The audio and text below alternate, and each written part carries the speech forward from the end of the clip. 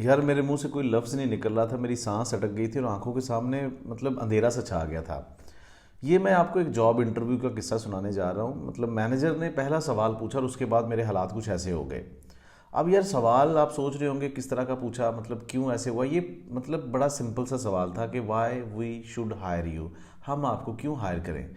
मैंने पहले खुद को संभाला। मैनेजर की अच्छी बात ये थी, उसने एक दफ़ा मुझसे पूछ लिया, बेटा नर्वस तो नहीं हो। तो मैंने भी ऐसे ही मतलब खुद को हिम्मत देते हो कि नहीं नहीं सर, मैं तो बहुत कॉन्फिडेंट हूँ।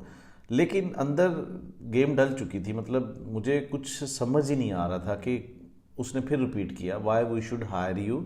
तो मैंने एक सांस में मतलब मैंने कहा सर मैं डिज़र्विंग हूँ, मैं इंजीनियर हूँ और मुझे नौकरी चाहिए और मुझे फ्यूचर में आगे जाके शादी भी करनी है। तो शादी के लिए मतलब रिश्ते के लिए लोग पूछते हैं लड़का क्या करता है, तो कहता है भाई यही चार पांच चीज़ें तो बाहर खड़े हज़ारों लोग भी कहेंगे।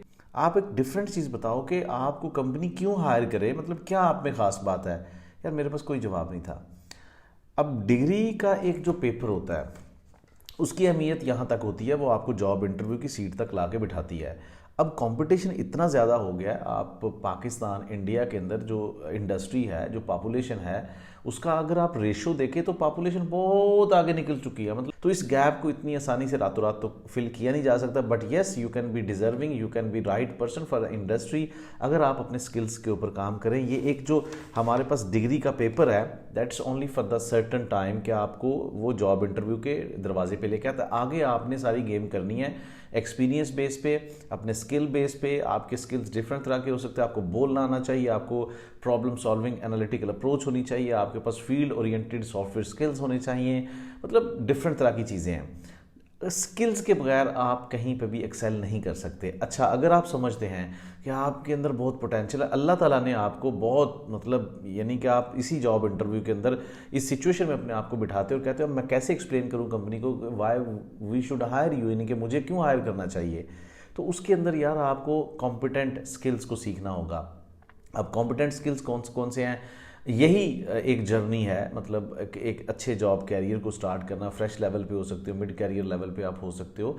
तो मसला ये होता है कि हम लोग किसी भी लेवल पे आके इन चीज़ों के ऊपर वर्किंग नहीं करते कि हमने किस फील्ड में जाना है, हमें उस फील्ड के ओरिएंटेड के कौन कौन से। अब मेरे एक दोस्त के साथ कुछ ऐसा ही हुआ, कंपनी ने पूछा कि भाई हमें एक स्किलफुल बंदा चाहिए जो हमारे प्रॉब्लम को सॉल्व करे। ये मेरा दोस्त कहता सर मैं बहुत प्रॉब्लम सॉल्व, उनको एग्जाम्पल के तौर पर बताएं क्या आपके अंदर कोई ऐसी टेक्निक है जो आप लोगों के प्रॉब्लम को सॉल्व करते हुए कंपनी के। तो कहता सर मेरा अगर मोबाइल गुम जाए तो मैं एक मिनट के अंदर उसको ढूंढ लेता हूँ। ये मैनेजर उसकी तरफ देखना शुरू हो गया, यार मतलब कैसे।